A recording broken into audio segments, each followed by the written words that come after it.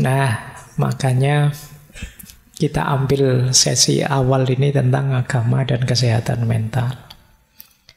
Baik, kita mulai ya. Ini belajar beneran ya, versinya ngaji filsafat. Jangan dibayangkan ini nanti semacam psikoterapi ya apa. Nggak ya, kalau kalian merasa ada gangguan mental ya ke psikiater. Ya, jangan dianggap saya psikiater atau psikolog, nanti dianggapnya begitu. Kita menjelajahi teori-teori, kemungkinan-kemungkinan, termasuk sejauh mana sih agama bisa berperan dalam kesehatan mental kita. Baik, bismillah ya, kita mulai. Inilah, saya awali dari hidup sehat dulu ya. Ini hidup sehat, sehat ruhani. Jadi batin kita, mental yang sehat itu yang seperti apa? Perhatikan nanti ini bahan muhasabah kita semua ya, introspeksi kita. Jadi mental sehat itu setidaknya cirinya 5. Nanti kita lebih detail lagi. Jadi hidup sehat itu hidup yang punya meaning, punya makna dan sadar tujuan. Teman-teman harus bisa jawab kalau ditanya tujuan hidupmu apa. Tujuan hidup ini tidak sama persis dengan cita-cita.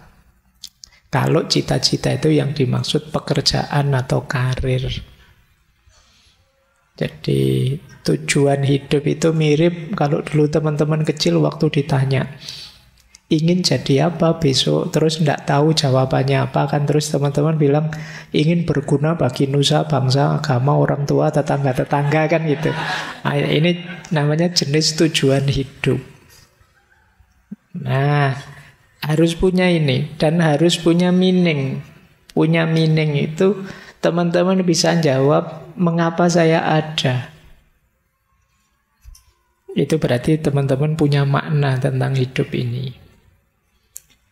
Ini ciri pertama. Kalau belum punya, ayo diupayakan. Tidak usah panik juga, tidak usah stres ya. Ayo pelan-pelan. Yang kedua, mental sehat, batin sehat itu punya value. Ada nilai-nilai yang ingin kita tegakkan, yang jadi sandaran hidup kita. Jadi hidup kita kan yang muda-muda kadang-kadang senang, saya ingin bebas saja Pak, tidak mau diatur, tidak mau ada apa-apa, pokoknya bebas sebebas-bebasnya, malah capek. Justru hidup nyaman itu kalau kita sadar nilai, ada yang diperjuangkan, ada yang disandari. Itu namanya value. Orang sebebas apapun sebenarnya secara tidak sadar juga punya value-nya sendiri. Tidak ada orang yang bisa sama sekali bebas, sama sekali lepas. Paling tidak dia sedang menegakkan satu value namanya nilai kebebasan. Jadi tidak ada orang yang tidak terikat oleh apapun. Setiap orang terikat oleh nilai yang dia anggap baik, yang dia anggap benar, yang dia anggap berharga. Itu kedua. Orang yang tidak punya nilai, tidak menghargai tatanan, tidak menghargai standar-standar hidup, dia akan sulit untuk berkembang. Yang ketiga, transenden. Transenden ini maksudnya kita sadar bahwa hidup ini ada sesuatu yang lebih besar, lebih tinggi, yang melampaui diri kita dan mempengaruhi kita. Kita kalau sendirian, tanpa yang lebih tinggi itu, kita itu lemah. Banyak kekurangan-kekurangan. Tapi ada yang lebih kuasa, lebih tinggi, melampaui kita, yang membawa pengaruh pada hidup kita. Ini dimensi transenden namanya. Yo kalau yang beragama biasanya ditegaskan itu ya Tuhan. Tapi mungkin ada orang lain yang dianggap melampaui dirinya itu mungkin bisa nilai tertentu, bisa wawasan tertentu, dan lain sebagainya. Nanti ada penjelasan panjang tentang transendensi. Kemudian hidup dengan batin sehat itu adalah connecting. Kesadaran bahwa kita ini tidak sendirian. Saya tidak ada artinya apa-apa tanpa kalian. Kalian butuh teman kalian. Dan seterusnya. Jadi kita ini saling nyambung. Jangan dikira kalau saya sedih terus yang sedih hanya saya. Bisa saja temanmu lihat kamu sedih ikut sedih. Ini punya teman kok merengut saja. Akhirnya kita ikut merengut. Gitu loh. Kalau punya teman ceria, kamu kan ikut ceria. Ini kesadaran keterhubungan. Begitu buka medsos, isinya orang gegeran debat. Nah, kan kita ikut panas. Jadi padahal kemarin-kemarin kita bilang saya tidak ikut-ikutan kampanye-kampanyenan, silahkan saja. Tapi begitu baca postingan-postingan, ikut panas kita. Kenapa begitu? Kita itu terhubung, jangan lupa. Jadi ada aspek connecting. Jadi kalau ingin baik, ya ayo baik bareng-bareng. Kalau ada yang rusak, ya bisa nular dan akhirnya kita bisa rusak bareng-bareng. Maka penting masing-masing kita sadar bahwa kita ini terhubung. Jangan kamu bilang, Allah ngapain sih kamu ikut campur rusak-rusakku sendiri, kalau tidak mau ya minggir saja. Ya memang rusak-rusakmu sendiri, tapi merusak ya keterhubungan di antara kita. Karena kamu rusak, ya pengaruh rusakmu bisa masuk padaku. Karena kamu tiap hari misuh-misuh, ya mulutku ya gatel pengen misuh balik akhirnya. Kenapa? Kita ini connecting, terhubung. Nah, maka carilah koneksi yang baik. Jangan cari koneksi yang toksik. Nah, itu bahasamu hari ini kan itu, toxic relationship. Oke, ya istilahmu sendiri loh hari ini. Nah, yang terakhir becoming. Hidup nyaman, ideal, itu ya yang kita tambah baik, tambah baik. Jangan ada yang merasa sudah baik. Yang merasa sudah baik alamat tidak bisa tambah baik lagi, wong sudah. Jadi kita itu ya sebut saja lumayan baik, tapi masih bisa lebih baik lagi. Ada banyak hal dari diri kita yang bisa diperbaiki lagi. Untuk membangun pride, kebanggaan diri, ayo membuat diri kita lebih baik lagi. Meskipun kecil. Dan ayo kita sadari ini. Kemungkinan teman-teman yang merasa kecewa dengan dirinya, merasa hancur hidupnya, itu tidak melihat dirinya yang bisa tambah baik lagi. Entah dalam hal apa. Meskipun hanya kecil, ayo kita akui itu, bahwa saya sudah lebih baik kok Pak. Meskipun sangat kecil, tidak apa-apa. Itu menumbuhkan pride-mu pada dirimu. Pak, saya kalau tahun lalu sholatnya bolong-bolong Pak. Alhamdulillah sekarang masih bolong tapi tinggal sedikit bolongnya. Nah itu kan lumayan, ada yang lebih baik. Pak, kemarin saya sholat subuh mesti telat Pak, jam 7 baru bangun. Alhamdulillah sekarang jam 6:30 sudah bangun.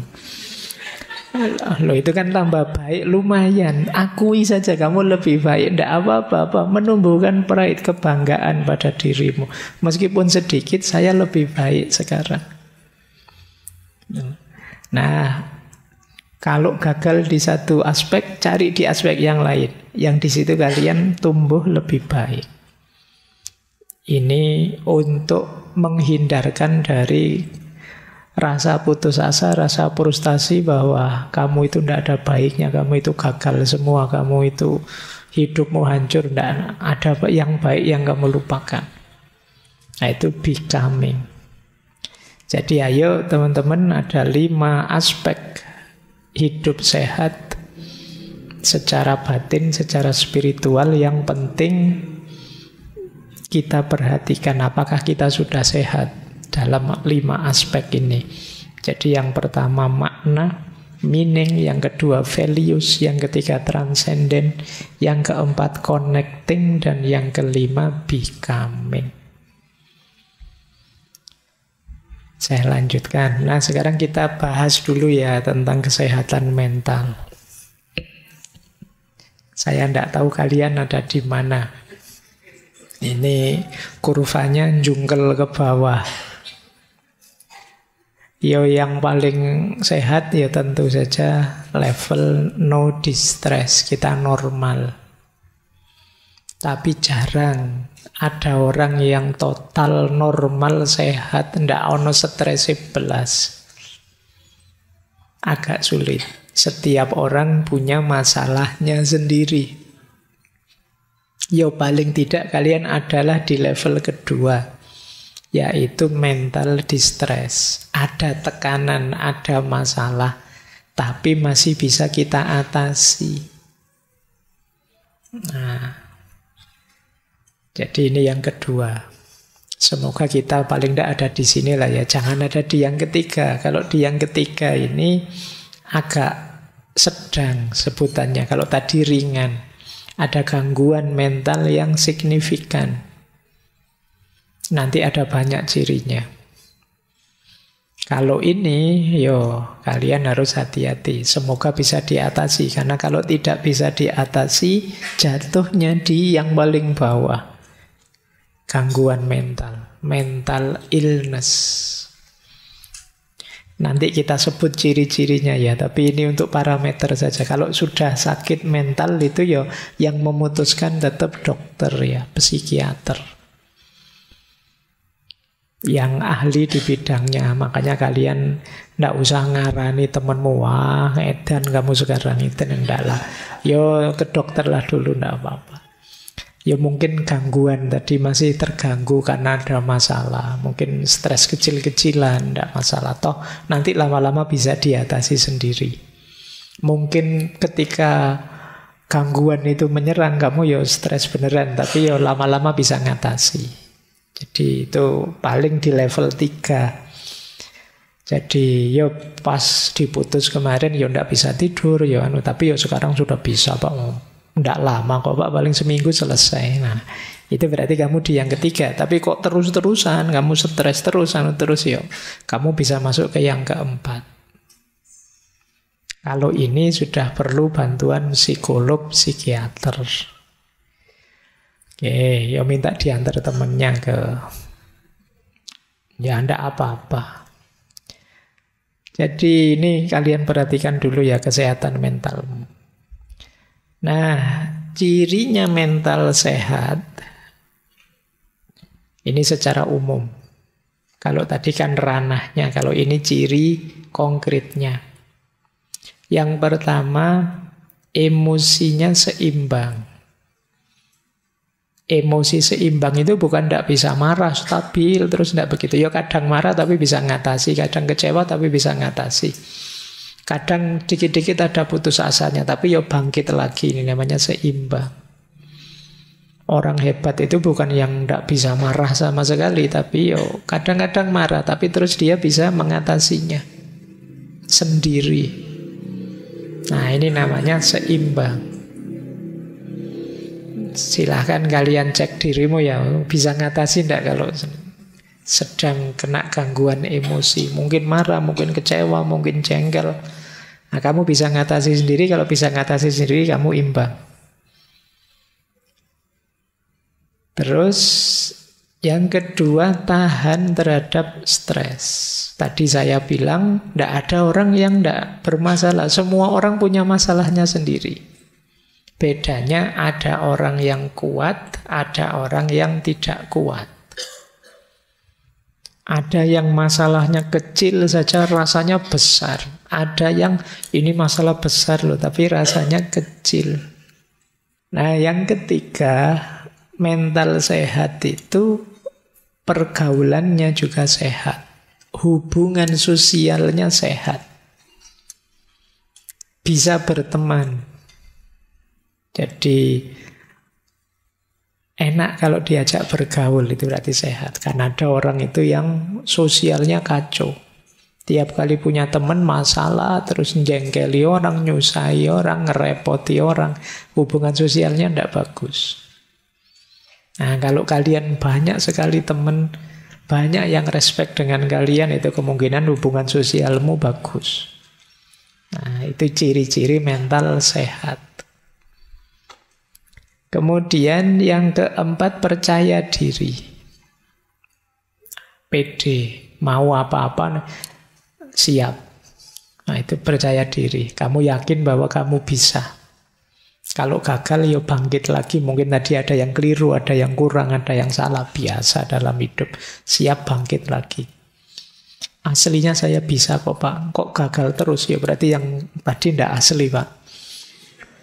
Nanti kalau sukses, itu aslinya. Nah, gitu loh, biar kamu percaya diri. Jadi, wong manusia itu makhluk potensi. Kamu bisa jadi apa saja.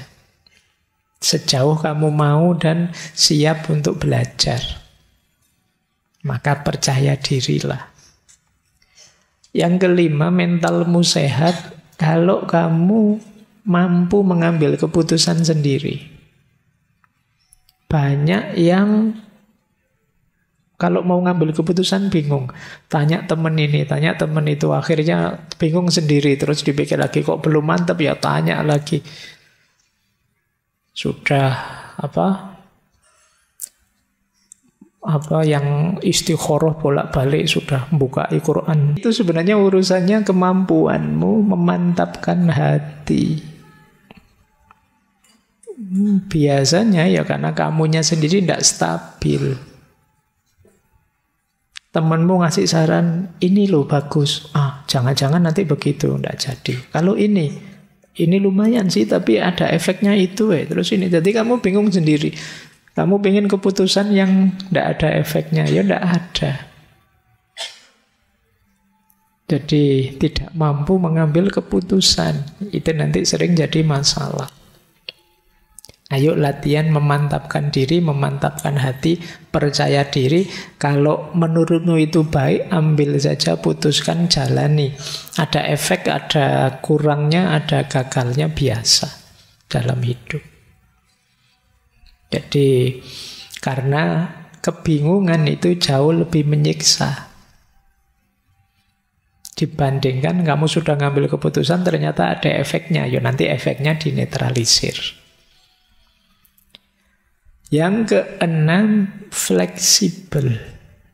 Fleksibel itu bisa menyikapi perubahan situasi.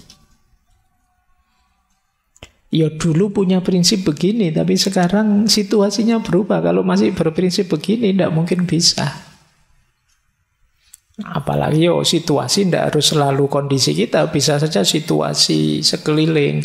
Tiba-tiba ada pandemi misalnya, ya mungkin rencana-rencanamu gagal semua. Itu kalau tidak fleksibel, kamu akan stres berat. Segala situasi mungkin terjadi. Sudah berharap ditandatangani sama dosennya, begitu ketemu diajak-ajak lagi. Wah itu kan, lama lagi ini. Ya enggak apa-apa, pokoknya kamu harus siap menghadapi situasi apapun. Itu namanya fleksibel. Sudah semangat mau ngaji, tengah jalan hujan itu ya. Ya enggak usah mengeluh, biasa ya, kadang hujan, kadang enggak hujan, itu kan biasa. Tinggal kamu atur gimana menyikapinya, kan itu saja. Kalau kita tidak fleksibel, ya kita akan pontang-panting. Karena hidup ini dinamis, berubah-ubah. Harapan tidak selalu sesuai dengan kenyataan. Kalau kita tidak fleksibel, sulit. Tidak apa-apa, kadang-kadang orang nyebut kita mencela-mencela. Tadi bilang apa, sekarang bilang apa. Loh, situasinya memang berubah. Tadi memang tak ajak nongkrong makan es misalnya, tapi udan terus dingin kayak gini, ya gantilah ngopi saja. Kenapa? Situasinya berubah. Kalau tetap beli es nanti pilek kamu. Jadi ini namanya fleksibel, lihat situasi. Menandakan mentalmu sehat. Jangan sekali es krim ya tetap es krim, tidak begitu. Ya kalau memang situasinya tidak mendukung ya bisa diubah, menyesuaikan dengan situasi. Ya banyaklah pilihan-pilihan hidupmu kan. Dulu mungkin kamu zaman SMA janji sama temanmu nanti ya, siapa tahu kita jodoh misalnya. Situasinya berubah, ternyata di kampus banyak yang lebih. Nah, iya, wong yo belum nikah yo. Nah itu kamu harus paham situasi daripada kamu stres sendiri. Ada mahasiswa itu sebelum kuliah pokoknya Pak, saya hanya kuliah saja, tidak mau macam-macam. Ternyata kuliah dapat semester 2, semester 3, tidak jadi kuliah saja, tiduran saja akhirnya. Kalau ditanya, Mas kemarin katanya kuliah saja, menyesuaikan situasi Pak. Saya fleksibel Pak. Kampus sudah ada menarik-menariknya Pak, sudah tidur aja. Ya asal engkau bahagia silahkan saja. Kemudian mental sehat itu puas dengan hidupmu. Cirinya gampang lah, orang puas itu apa? Bersyukur. Tidak banyak mengeluh. Berarti kamu puas, mentalmu sehat. Kalau masih banyak sekali keluhan-keluhan, yuk kita cari titik-titik di mana kita bisa bersyukur. Dan yang ke-8, mandiri. Kita bisa hidup tanpa tergantung banyak hal di luar diri kita. Kita bisa memenuhi kebutuhan kita sendiri, menjalankan keinginan kita sendiri. Semakin kita mandiri, semakin kita kuat. Mental kita sehat. Sejauh mana kamu sehat, coba cek 8 parameter ini. Di titik mana kamu masih lemah, di titik mana sudah kuat. Ini jadi ukuran. Kalau banyak yang lemah, ya tidak harus putus asa, diperkuat. Saya mudah sedih, Pak, marah, Pak, kesal, frustasi, takut, cemas. Saya kok begini sih, Pak? Ya tidak apa-apa, manusiawi. Problemnya bukan kamu punya perasaan itu apa enggak. Caramu merespon perasaan-perasaan tadi. Itu nanti menentukan mentalmu sehat, kamu sudah dewasa atau belum. Manusia wajar saja, kadang bisa sedih, kadang marah, kadang kesal, kadang frustasi. Tidak apa-apa. Jadi kalau kalian ngalami, kalian sadari saja. Oh, saya sedang marah ini. Itu mungkin bisa menurunkan level marahmu banyak. Oh, ternyata ini saya cemas. Banyak kita yang panik, tidak sadar, bingung, akhirnya seolah-olah kalau sedang kesal, sedang takut, sedang cemas itu sesuatu yang tercela. Padahal manusiawi saja. Tergantung nanti kita menyikapinya, ini yang lebih penting. Kalau kita tidak menerima perasaan ini, kalau kita menyangkal, denial, itu kemungkinan salah respon. Wong marah tapi ndak kok, saya ndak marah. Kata siapa marah tapi karo melulu-melulu. Ya sudah jelas marah tapi ndak diakoni. Kalau marah itu sulit disembuhkan. Sudah jelas takut. Saya ndak takut. Saya ndak takut. Ya aku bilang gitu menunjukkan kamu takut sebenarnya. Diakui takut terus direspon secara positif. Oke ya, tidak apa-apa. Orang itu wajar saja. Kadang sedih, kadang marah, kadang kesal, kadang frustasi, kadang cemas, kadang takut. Itu masih belum negatif. Bisa negatif kalau respon kita salah. Itu menunjukkan kita masih manusia. Kita bukan mesin. Kalau mesin enak, diprogram sabar. Terus ini sabar, terus tidak bisa. Nanti diprogram tawakal. Tawakal terus gampang kalau mesin. Kalau manusia kan tidak sesimpel itu. Makanya yuk latihan pelan-pelan untuk menyikapinya secara positif.